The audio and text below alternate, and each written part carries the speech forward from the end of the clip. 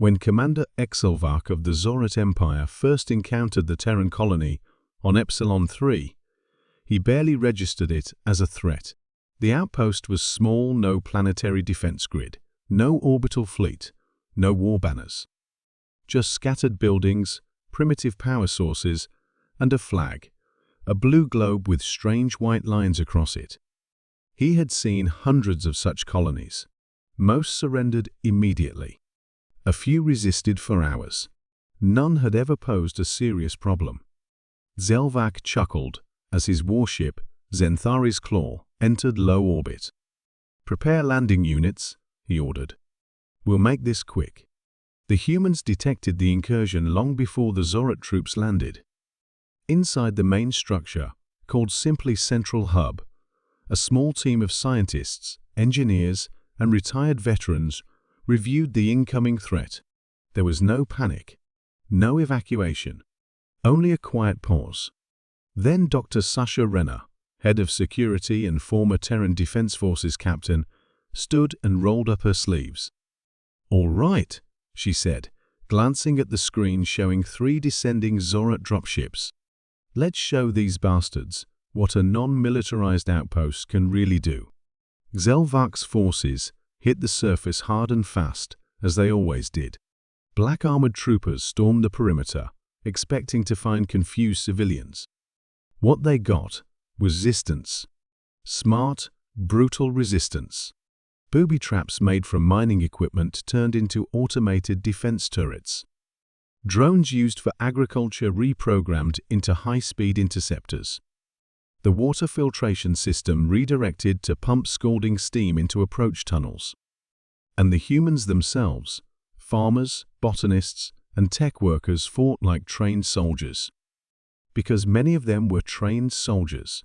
"Commander," came the voice of a Zorat officer over the comms, "we've lost 2 dropships. The third is pinned. They anticipated our landing pattern." Selvac's brow furrowed. "That's impossible. They have no military presence." "Sir," the voice replied, trembling, "I think they are the military." Back on the surface, Sasha Renner stood atop a reinforced bunker with a repurposed plasma cutter slung over her shoulder. Her team had taken out an entire squad using only repainted mining drones and electromagnetic pulse traps built from scavenged parts. As the smoke cleared, she looked skyward at the looming warship above.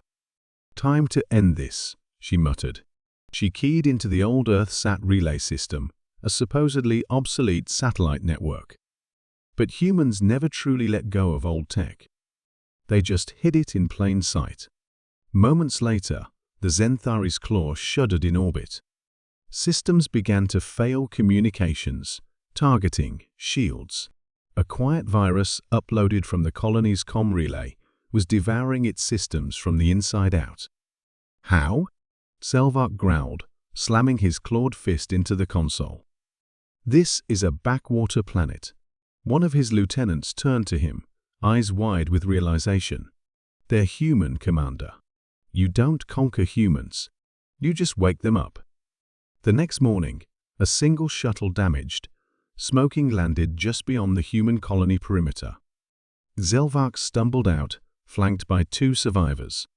Sasha stood waiting. "We surrender," Exelvark hissed. She crossed her arms. "You came here thinking we were easy prey." "I came because your colony lacked weapons," he replied. She smirked. "Yeah, we don't need weapons. We have improvisation, experience, and just enough spite to build a railgun out of tractor parts." Zelvark stared at her in silence. For the first time in his career, he was truly afraid. "Leave your gear," she said. "We'll keep your ship as a warning." "To who?" he asked. She turned, walking away. "To anyone else out there who thinks Earth's colonies are soft."